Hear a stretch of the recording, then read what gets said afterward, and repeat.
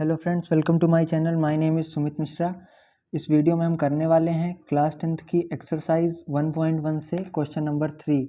Question number 3 कह रहा है an army contingent of 616 members. एक आर्मी कंटीजेंट है जिसमें 616 मेंबर्स हैं।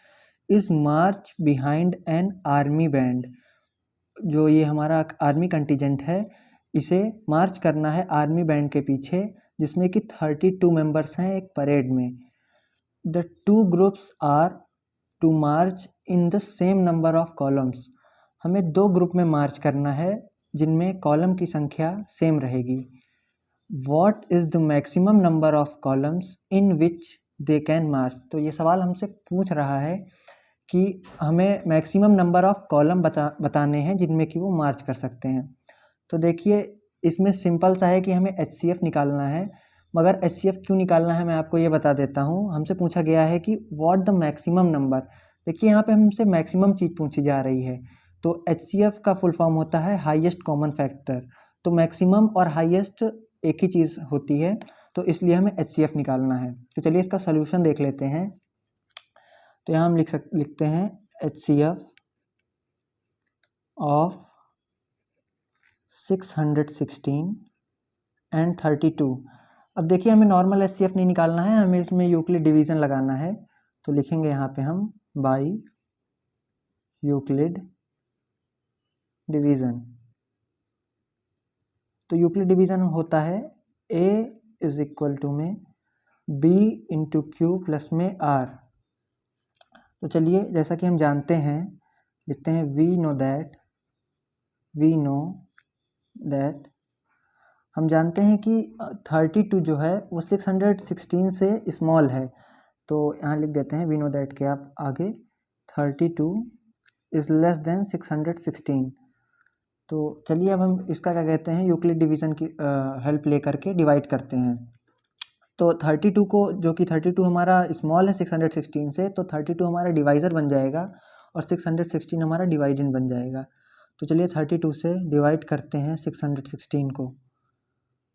तो पहली बार में जाएगा 32 वन जा जाएगा, 32 वन जा 32, इधर 11 में से 2 गया 9, 5 में से 3 गया 2, यहाँ पे 6 आएगा।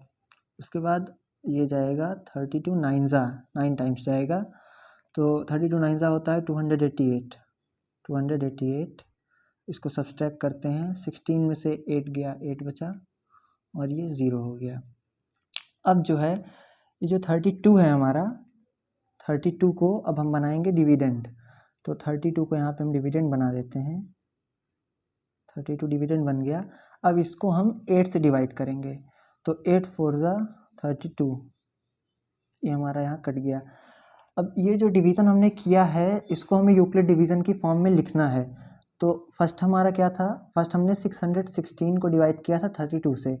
तो यहाँ पे हम इसको यूक्लिड डिवीज़न की फॉर्म में लिखेंगे A is equal to B into Q plus में R।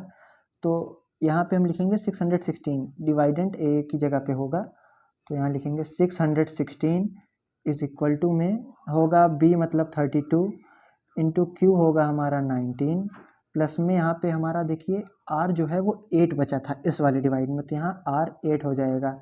अब दूसरा जो है, दूसरा हमें जो हमने डिवाइड किया है, इसे भी हमें यूक्लिड डिवीज़न की फॉर्म में लिखना है। तो ये 32 यहाँ पे हम लिखेंगे A की जगह पे, और ये A की जगह पे हमने 32 लिख दिया। उसके बाद B हमारा 8 हो जाएगा, इंटू Q में हमारा 4 हो जाएगा और R में 0 हो जाएगा। तो अब हम कह सकते हैं कि HCF ऑफ 616 एंड 32, 616 और 32 का HCF क्या होगा, जैसा कि मैंने आपको पिछली वीडियोस में बता रखा है कि जो हमारा लास्ट डिवाइड होता है, उसमें जो लास्ट वाला डिवाइड करते हैं उसका जो डिवीज़र होता है, यानी हमने लास्ट टाइम्स ये वाला डिवाइड किया है, तो इसका जो डिवीज़र है वही HCF होता है। तो यहाँ पे हमारा डिवीज़र 8 है, तो इन 616 एंड 32 का HCF जो है वो 8 होगा। तो हम कह सकते हैं the army can March in 8 columns. तो जो आर्मी है वो हमारी 8 कॉलम्स में मार्च करेगी। तो तो ये सवाल हमारा कंप्लीट हुआ। Thank you. अगर आपको किसी भी तरह की समस्या आई है इस क्वेश्चन को करने में तो आप कमेंट करके मुझसे पूछ सकते हैं।